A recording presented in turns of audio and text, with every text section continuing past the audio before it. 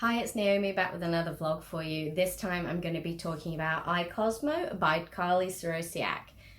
This book is our children's book of the month for September. So it sits in our 9 to 12 category roughly, but I think if you had a slightly younger reader who's quite proficient who wanted to read it, you'd have no problems there. And it's got to be one of my favourite kids' books that I've read in a while. I read the first few pages in the staff room and it totally touched my sense of humour straight away, so I knew it was one that I had to read and finish. The book's all about a golden retriever called Cosmo, and the book is completely written from his point of view, which I think the author does an amazing job of. She writes Cosmo really, really well. It's incredibly entertaining. And Cosmo's family, they're experiencing some issues. There's a lot of tension in the family. The parents are arguing a lot and it looks like their relationship is starting to break down.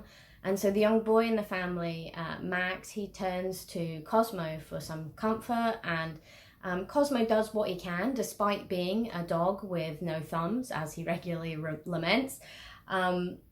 And so Max decides that if he and Cosmo win a dog dancing competition, then it will distract from any of the issues his family are going through and essentially sort of save the family.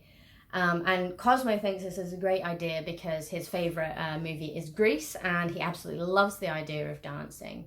And at the same time, Max's uncle, Uncle Reggie, has come back, has left the military, and he's sort of readjusting to civilian life.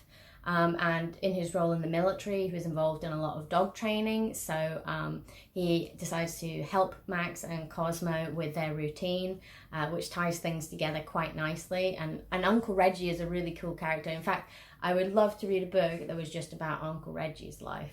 I think this would be a great book to read alongside kids. There's a lot of jokes in there that I think are aimed at the parents or adults reading the book, but there's loads of funny bits in there for the children as well.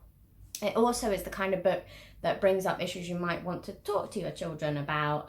So it might not necessarily be family issues that they're going through, but it might be something that's affecting their friends or family. So it's a great way to start a conversation if you'd like to. And I think adults will really relate to Cosmo's sort of like aging process as well, because he's aware that he's not the young puppy he used to be. It's much harder for him to climb up on the bed, and his joints are a little stiff.